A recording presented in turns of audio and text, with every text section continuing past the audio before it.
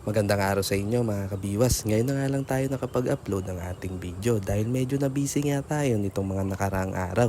Lalong-lalo na nga nitong Pasko. Medyo na-busy nga tayo nung mga araw na yon mga kabiwas dahil nasabay nga din yung aming pagtatanim ng pakwan. Palagay ko nga mga kabiwas ay next year na nga tayo ulit makakapag-upload ng ating mga video dahil parating pa nga ang bagong taon. Kaya nga mga kabiwas ay pagtiyagaan nyo na nga lang muna yung aming video na to sa araw na to. At yung spot nga pala namin ngayong araw na to mga kabiwas ay dito nga yan sa may Apalit Tabuyok. Marami na nga kaming nakita dito na mga namimilmit at magaganda na nga yung kanilang nahuhuli at tunay na tilapia nga yung kanilang mga nahuhuli dito. O paano, simulan na natin to mga kabiwas at Merry Christmas po sa ating lahat.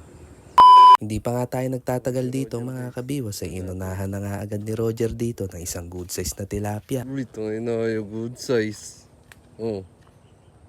Ano naman?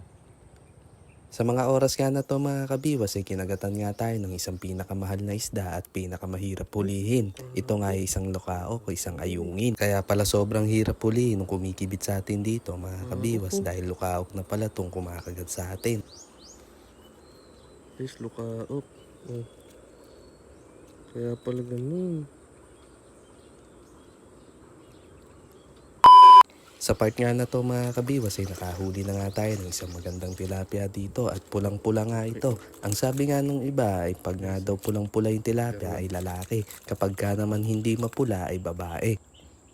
Big bula na naman guys. Pangalawa.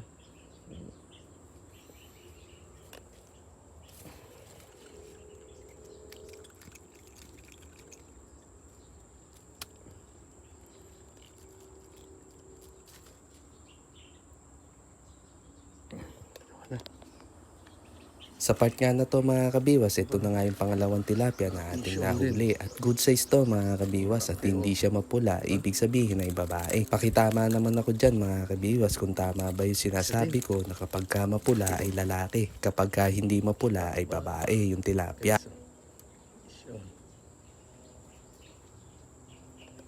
Sa papa ang tama guys.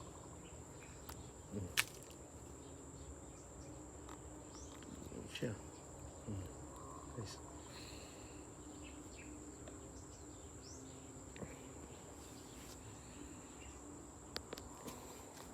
$2,000 later.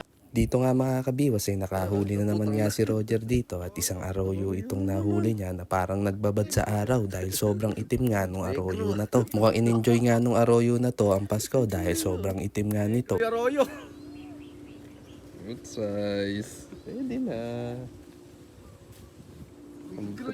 Pamprito. Ano mga arroyo? Kakagatan na. Negro puta.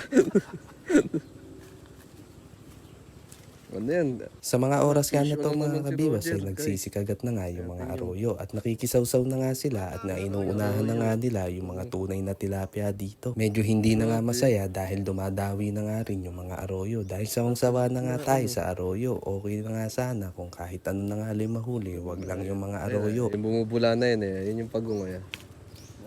Pagong yan. Sana kumagat. Sarap pa naman ni ano nun, adobong may gata. Sarap yun pagka kumagat sa'yo. Ganda ng hilahan nyo nun. Lakas. Kauli na ako sa pamilmit nun eh. Oo. Pangagat. Dito nga mga kabiwas ay sumasalit na nga din yung mga rohong maliliit. Ito na nga yung mahirap na part dito mga kabiwas dahil uubusin ito yung ating pamain. Sa ganitong sukat nga ng roho mga kabiwas ay hindi na nga namin to kinukuha at binabalik na nga lang namin siya. Dahil kung iuwi pa namin yung ganito kaliliit na roho ay sobrang hirap linisan ng ganito kaliit mga kabiwas. Dito nga mga kabiwas ay puro kibit na nga lang yung nangyayari sa atin dito. Ito na nga yung mga sinasabi ko dito mga kabiwas na kapag ka mayroong maliliit ay uubusin na nga lang nito yung ating pamain at puro kibit na nga lang yung mangyayari sa atin.